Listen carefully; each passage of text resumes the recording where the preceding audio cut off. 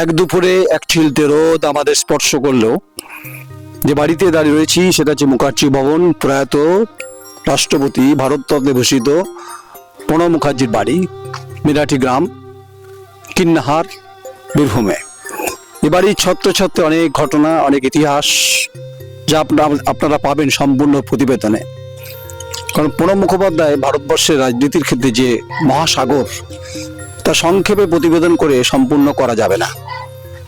আসলে বাঙালি হোক অবাঙালি হোক, ভারতবর্ষের রাজনীতির তত্ত্বে যারা আছেন তারা সবাই প্রণব মুখোপাধ্যায় সম্পর্কে জানেন। তাই নতুন করে তথ্য বলে বিভ্রাট বাড়িয়ে লাভ নেই। তাই পরন্ত রোদ স্পর্শ করলেও আজও তিনি আমাদের হৃদয়ে মননে রয়েছেন, কারণ তার কথা আমরা সবাই মনে রেখেছি। তিনি ভারতরত্নে ভূষিত প্রয়াত প্রাক্তন রাষ্ট্রপতি প্রণব মুখোপাধ্যায়। সম্পূর্ণ প্রতিবেদন দেখতে যে ইউটিউব চ্যানেল দ্য কোয়েরিতে চোখ রাখুন। সম্পূর্ণ বিষয়গুলো আমরা তুলে ধরার চেষ্টা করেছি, বাকি আপনাদের মতামত। প্রধানমন্ত্রীকে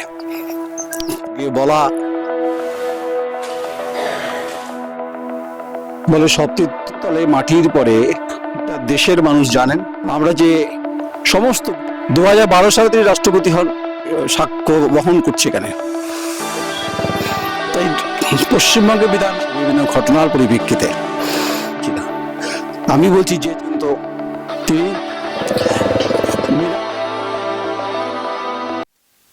বলে সব তীর্থ বারবার গঙ্গাসাগর একবার, এটার প্রবাদ বাক্যে আছে। কিন্তু রাজনীতির যে মহাসাগর সেটা অবশ্যই আমাদের ভারতবর্ষের গৌরব, প্রয়াত ভারতরত্ন রাষ্ট্রপতি প্রণব মুখোপাধ্যায়। তারই বসত বাড়ির সামনে রয়েছি এবং স্বভাবতই এটাকে বলা হয় পলিটিক্যাল ওশেন, বলা হয় ওশেন, যে সমুদ্রের মাঝখানে মানে আমাদের মতো ক্ষুদ্র সাংবাদিক অত্যন্ত তুচ্ছ, কিন্তু যে ভারতবর্ষের গুরুত্বপূর্ণ ভূমিকার ক্ষেত্রে তার যে অবদান তা কোনোভাবে অস্বীকার করা যায় না। বসন্ত শেষ অবস্থা, অত্যন্ত মন মুগ্ধ হচ্ছে, কারণ পবিত্র ভূমিতে দাঁড়িয়ে আমাদের মতো ছোট্ট প্ল্যাটফর্ম দ্য কোয়েরি এটা বলার চেষ্টা করছে যে রাজনীতির মহাসাগরে এসেছি, সেটা আমাদের কাছে পরম সৌভাগ্যের। যারা দর্শক আছেন সারা ভারতবর্ষ জুড়ে, সারা পৃথিবী জুড়ে যারা আছেন বাঙালিরা, আমরা গৌরবান্বিত হই বারবার প্রণববাবুর নাম শুনলে। আমরা একটু বাইরে থেকে আসার চেষ্টা করবো। এই হচ্ছে বাড়ি, পুরোনো দিনের বাড়ি। বাড়িটা এখনো রেখেছেন, রক্ষণাবেক্ষণ হয়, প্রণববাবু পুত্র আছেন এবং মেনটেন্যান্স আছে, সবাই আসেন। কারণ এটা তো আমি শুরুতেই বলছি যে রাজনীতির মহাসাগরের একটা বৈপ্লবিক একটা সাক্ষ্য বহন করার ঘটনা কেন বলবো, মুহূর্ত বলতে পারি। তিনি নেই ঠিক, কিন্তু ভারতবর্ষের রাজনীতির যে ইতিহাস, যাকে পলিটিক্যাল জিওগ্রাফি বা পলিটিক্যাল ডেমোগ্রাফি এবং পলিটিক্যাল সায়েন্স, সেখানে প্রণব মুখোপাধ্যায়ের কি অবদান সেটা দেশের মানুষ জানেন, দেশের মানুষের জানাটা স্বাভাবিক। এবং তিনি তার সম্পর্কে যত কম আমার মতো তুচ্ছ সাংবাদিক, খুব ক্ষুদ্র সাংবাদিক আমি নয়ন রায়, কতটা বলতে পারি, যতটা আমার সীমিত জ্ঞান বলতে পারেন। এখানে যদি দেখুন, প্রথমত যে প্রণববাবু অত্যন্ত ধার্মিক ছিলেন, তিনি পুজো অর্চনার মধ্যে থাকতেন। এখানে আছে ওই আসন তলে মাটির পরে লুটিয়ে রব, তোমার চরণ ধুলায় ধুলায় ধূসর হব। দেখুন কিন্নাহার যেখানে আছি, আর কিছু দূরে কবিগুরু রবীন্দ্রনাথ ঠাকুর, আর হচ্ছে অমর্ত্য সেন, আর একদিকে প্রণব মুখোপাধ্যায়। এই তিনটে নাম ভাবুন তো আপনারা, বাঙালি হিসাবে গৌরবান্বিত হবেন। শুধু তাই নয়, নিজের শরীরে রক্ত শিরা ধমনীতে আমরা যে বিভিন্ন কথা বলি, এই তিন পুরুষ যারা ভারতবর্ষের সাহিত্যের, সংস্কৃতির, অর্থনীতির ক্ষেত্রে, রাজনীতির ক্ষেত্রে ভূমিকা অনস্বীকার্য, অনেকে আছেন এখানে। আজকে প্রণব মুখার্জিতেই আসি, প্রয়াত রাষ্ট্রপতি আমাদের ভারতরত্নে ভূষিত, তার বসত ভিটায় এসে অবশ্যই গৌরবান্বিত তো বটেই বটে। এটা মন্দির, এই মন্দিরে যখন তিনি জীবিত ছিলেন তখন তিনি প্রতিবারে তিনি এখানে এসে সমস্ত পুজো প্রক্রিয়া একদম পঞ্চমী থেকে শুরু করতেন, ষষ্ঠীতে কলাবউ, একদম সপ্তমী, অষ্টমী, নবমী, দশমী, বিসর্জন পর্যন্ত তিনি থাকতেন এবং নিজেও হাতে পুজো করতেন।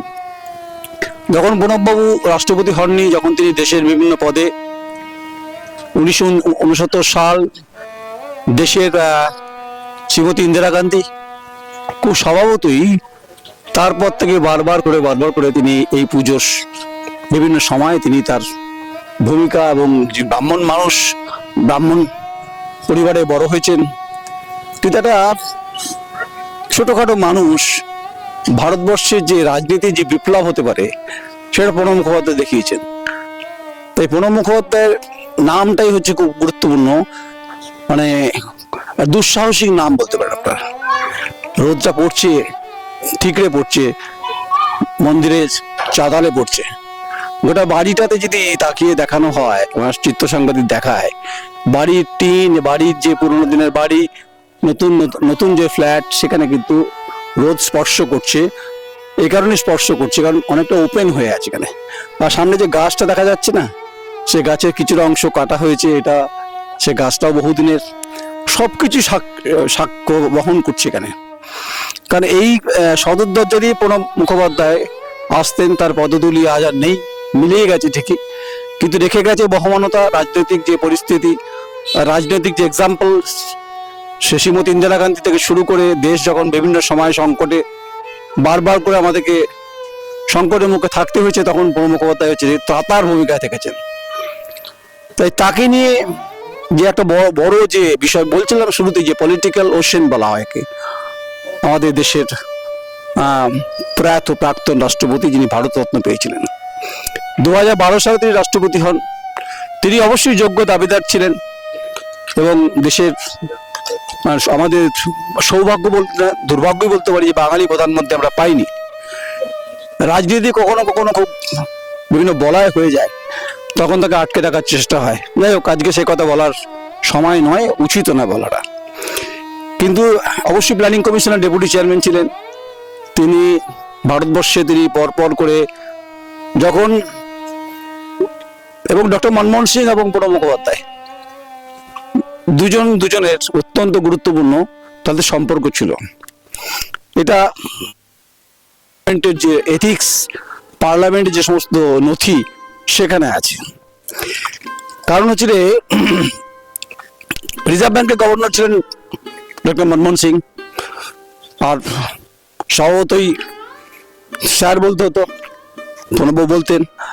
আবার যখন প্রণববাবু অর্থমন্ত্রী হন, দেখুন কেরম বৈপরীত্য, দেখুন দুজনের প্রতি বিরাট সম্মান ছিল। এবার আপনি ভারতবর্ষে যদি তাকিয়ে দেখেন যে রাজীব গান্ধী জমানা, পিভি নরসিংহ রাও, তখন ডক্টর মনমোহন সিং অর্থমন্ত্রী, এবং তারপরে তখন তিনি ডেপুটি প্ল্যানিং কমিশনের তিনি ডেপুটি চেয়ারম্যান। তারপর দেশে যখন যুক্ত ফান্ড আসে, তখন তার ভূমিকা আপনার ভিপি সিং, বিশ্বনাথ প্রতাপ সিং, চন্দ্রশেখর এবং গুলজার, আইকে গুজরাল এবং দেবেগৌড়া, এরকম দেশ যখন টালমাটল অর্থনৈতিক অবস্থা, তখন এই প্রণব মুখোপাধ্যায় কিন্তু দেশকে অগ্রগতি, অর্থনৈতিক বা প্রগতির ক্ষেত্রে শ্রীবৃদ্ধি ঘটানোর যে লক্ষ্মীর ভাণ্ডার তৈরি করা, সেটা তার মাথা থেকেই বেরিয়েছে। এই পশ্চিমবঙ্গে যখন মুখ্যমন্ত্রী জ্যোতি বসু, তার অত্যন্ত ঘনিষ্ঠ, এবং ভারতবর্ষের রাজনীতির যে দোলাচল পরিস্থিতি যখন হতো, তখন কিন্তু প্রণববাবুর সঙ্গে জ্যোতি বসুর সম্পর্কটা ছিল অত্যন্ত সুমধুর। রাজনীতিতে বৈপরীত্য থাকবেই, মত পার্থক্য থাকবেই, কিন্তু প্রণববাবুর সঙ্গে অর্থাৎ প্রণব মুখোপাধ্যায়ের সঙ্গে জ্যোতি বসুর সম্পর্কটা অবশ্যই অত্যন্ত গুরুত্বপূর্ণ ছিল। অবশ্যই গুরুত্বপূর্ণ ছিল ডক্টর সিদ্ধার্থ শঙ্কর রায় যখন পশ্চিমবঙ্গের মুখ্যমন্ত্রী ছিলেন, তার সঙ্গে সম্পর্ক ছিল। ফলে অনেকটা বহমানতা, অনেকটা সময় যা প্রণববাবু রেখে গেছেন আমাদের ইতিহাস এবং আমাদের যে রাষ্ট্র ব্যবস্থার সঙ্গে জুড়ে থাকা যে বিষয়গুলো, সেগুলো রেখে গেছেন। প্রণববাবু দেখে গেছেন এ রাজ্যের বামফ্রন্টের মমতা বন্দ্যোপাধ্যায়ের ভূমিকা, মমতা বন্দ্যোপাধ্যায় ক্ষমতার আসনে বসা তিনি দেখে গেছেন। তো বুদ্ধদেব ভট্টাচার্য যখন রাজ্যের মুখ্যমন্ত্রী ছিলেন, ফলে খুব স্বাভাবিকভাবে এবং হচ্ছে রে ঘনিষ্ঠ ছিলেন এ কারণেই, কারণ প্রণব মুখোপাধ্যায় এবং হচ্ছে রে বুদ্ধদেব ভট্টাচার্য এবং হচ্ছে রে দুজনেই হচ্ছে রে শিল্প ভাবনা, অর্থনৈতিক বিকাশের ক্ষেত্রে ভাবনা একই ছিল। প্রণববাবু তাকে ভালোবাসতেন, স্নেহ করতেন। তো যেটা আমরা ভেতরে ছিলাম, আস্তে আস্তে বাইরে এলাম। মুখার্জি ভবন, কামদা কিঙ্কর মুখার্জি সরণি তার বাবার নাম। মিরাট, বীরভূম, বাড়ির পাঁচিল রয়েছে এবং গোটা পাঁচিলটাই ঘেরা মুখার্জি ভবন লেখা, যেটা বলছি না আপনাদেরকে। তা আমি কোথায় ছিলাম? আমি ছিলাম বুদ্ধদেব ভট্টাচার্য ছিলাম।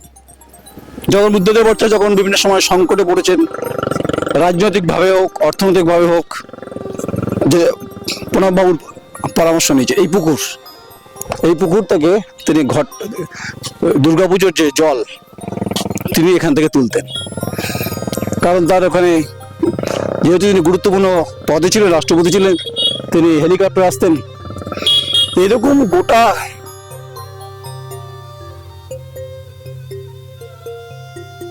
প্রণব মুখোপাধ্যায়ের, ভারতবর্ষের প্রয়াত প্রাক্তন রাষ্ট্রপতির নাম যখন শুনি এবং তার যখন ভূমিকার কথা যখন আমরা বলার চেষ্টা করি, তাই যারা সাংবাদিকতা করছেন, যারা সংবাদ মাধ্যমের সঙ্গে যুক্ত, তারা অবশ্যই যারা জানেন প্রণব মুখোপাধ্যায় ভারতবর্ষে কি, তার ভূমিকা কি।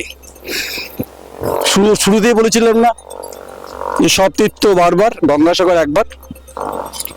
ঠিক তেমনি সাংবাদিকতা যে গণতান্ত্রিক প্রক্রিয়ার ক্ষেত্রে যে ভূমিকা, সেখানে এই রাজনীতির মহাসাগরে মুখার্জি ভবনে না এলে সাংবাদিকতার অতৃপ্তি থেকে যাবে, পুরো কমপ্লিট হবে না। সাংবাদিকতা মানে কতগুলো সংবাদ নয়, সাংবাদিকতা মানে কতগুলো ঘটনাকে নয়, সাংবাদিকতা মানে হচ্ছে রে একটা পরম্পরা, ইতিহাস, এবং যার বাড়ির সামনে দাঁড়িয়ে আছে তার সম্পর্কে বলা।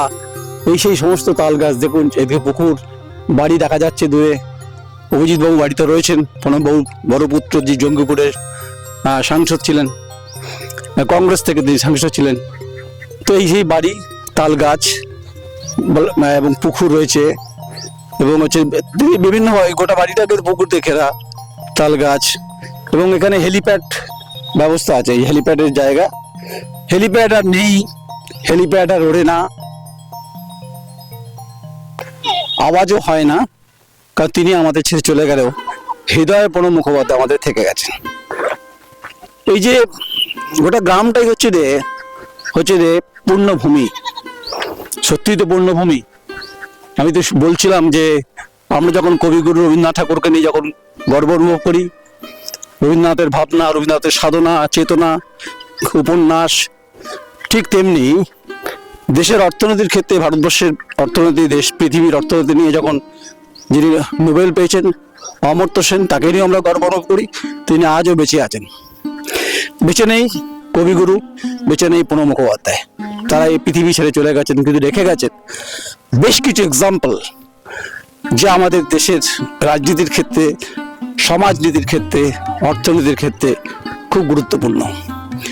এটা প্রাইমারি স্কুল, স্কুলটার নাম কামদা কিঙ্কর স্মৃতি বিদ্যাপীঠ, এবং সেই স্মৃতি বিদ্যাপীঠ মিরাঠি, পোস্ট অফিস ব্রাহ্মণপাড়া। আমরা এখানে রয়েছি, রোদ বেশ পড়ছে, ঠিকরে পড়ছে। তাই পশ্চিমবঙ্গে বিধানসভা নির্বাচনের দিন ঘোষণা হয়ে গেছে, তাই আকছি চলবে, তাপ উত্তাপ চলবে। নির্ঘণ্ট ঘোষণা হওয়ার পর স্বভাবতই নির্বাচন কমিশনের কাছে গতকাল বলেছেন, জ্ঞানেশ কুমারজি বলেছেন যে রক্তপাতহীন সুষ্ঠু গণতান্ত্রিক প্রক্রিয়া নির্বাচন হবে। তাই প্রণব মুখোপাধ্যায় বাড়ির সামনে, মুখার্জি ভবনের সামনে দাঁড়িয়ে দেশের যখন প্রয়াত রাষ্ট্রপতি এবং ভারত তত্ত্বে ভূষিত, সেখানে আমরা আশা করতে পারি না যে পশ্চিমবঙ্গের নির্বাচন সত্যি রক্তপাতহীন হোক, গণতান্ত্রিক প্রক্রিয়ায় হোক না লড়াই গণতান্ত্রিকভাবে। কিন্তু কি পাচ্ছি না তার হিসেব না করে যদি আমরা পশ্চিমবঙ্গের যে বর্তমান যে রাজনৈতিক যে বহমানতা, সে বহমানতা কোথাও না কোথাও কলুষিত হচ্ছে বিভিন্ন ঘটনার পরিপ্রেক্ষিতে। হয়তো প্রণব মুখোপাধ্যায় বেঁচে থাকলে আজকের যারা রাজনীতি যারা কারবারি আছে তারা নিশ্চয়ই পরামর্শ নিতেন, কারণ অফুরন্ত জ্ঞানের ভাণ্ডার, তা নিয়ে কোনো সন্দেহ ছিল না। বহুবার বিভিন্ন সময় সংবাদ কভার করেছি, যখন তিনি প্ল্যানিং কমিশনের ডেপুটি চেয়ারম্যান ছিলেন মনে আছে আমার, তখন বর্ধমান বিশ্ববিদ্যালয়ের একমাত্র মেঘনাদ শাহ তারামণ্ডল আর সায়েন্স সেন্টার তার উদ্বোধন করেছিলেন, এবং তিনি তখন অর্থ বরাদ্দ করেছিলেন।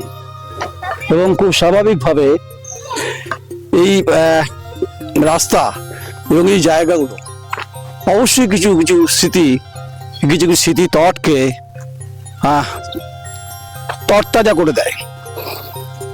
হাওয়া হালকা হালকা বইছে, সূর্যটা, আমি বলছি না আলো ছায়া বলছি না, আমি বলছি যে ছায়াটা পড়ছে সেটা অবশ্যই তাল গাছের ফাঁকে সূর্য পড়ে, তার ছায়া পড়ছে। আর পরমবাবু তো ছায়া তো সর্বত্রই রয়েছে, তার কর্মকাণ্ড, তার ইতিহাস, তার অ্যাক্টিভিটি, যা সংসদীয় গণতন্ত্রে যা এভিডেন্স, দেশের বিভিন্ন ক্ষেত্রে তার ভূমিকা, তার বিভিন্ন ক্ষেত্রে তিনি শিক্ষকতা করেছেন, এবং তার এই পাণ্ডিত্য, তিনি পলিটিক্যাল সায়েন্সের মানুষ, দেশ কিভাবে চালাতে হয়, যখন উদারীকরণের ধাক্কায় বা উদারীকরণের ভাবনায় যখন গোটা পৃথিবীতে যখন ইন্ডাস্ট্রির একটা ব্যাপক রেভলিউশন হতে শুরু করলো বা সংকট হতে শুরু করলো, কারণ একটা কম্পিটিশন, তখন ডক্টর মনমোহন সিং তখন হচ্ছে দেশের অর্থমন্ত্রী, তার রিফ্লেকশন ভারতবর্ষে পড়েছে। সেখান থেকে কিভাবে ওভারকাম করা যায়, এই উদার অর্থনীতির ধাক্কায় ভারতবর্ষে ইন্ডাস্ট্রি যেন সমস্যা না হয়, কিন্তু হয়েছে। পশ্চিমবঙ্গে রাষ্ট্রায়ত্ত সংস্থাগুলো বন্ধ হয়েছে, সেগুলো কোনোভাবে খোলা যায়নি নানান অর্থনৈতিক পেরিফেরির কারণে।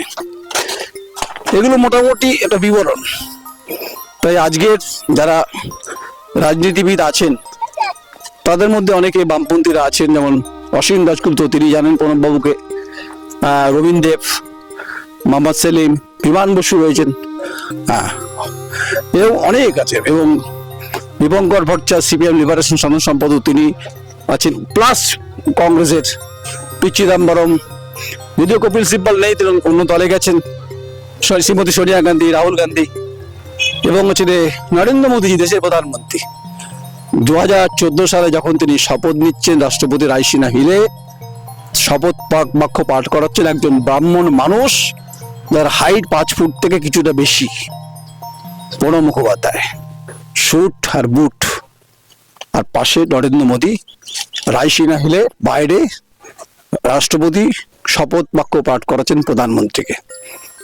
প্রধানমন্ত্রীর নাম নরেন্দ্র দামোদর দাস মোদী। এই হচ্ছে মোটামুটি বিবরণ। যদি আপনাদের ভালো লাগে সেগমেন্ট, আপনারা কমেন্টস করবেন। সবসময় পোস্টমর্টেম তো আমরা করি, কিন্তু রাজনীতির যে পরিস্থিতিগুলো, আমরা পশ্চিমবঙ্গে যে হাওয়া সম্পর্কে বলছি, প্রণববাবু কোনো হাওয়া নয়। প্রণববাবু হচ্ছে রাজনীতির মহাসাগর, বা যদি বলেন যে প্রণব মুখোপাধ্যায় হচ্ছে সাইক্লোন, তো সাইক্লোন। আজ এই অবধি থাক, যেতে যেতে অনেক কথা হলো, অনেক কথা হবে। আমি রয়েছি মিরাটিতে, রয়েছি বীরভূম মুখার্জি ভবনের সামনে, কামদা কিঙ্কর মুখার্জি সরণি। আমার কাছে এবং আমাদের কাছে অত্যন্ত ঐতিহাসিক এবং গুরুত্বপূর্ণ। আমার 2 সহকর্মী, একদিকে সমীর দপাদার, সন্দীপ শেঠ, মিরাটি, জেলা বীরভূম। আমি নয়ন রায়, নমস্কার।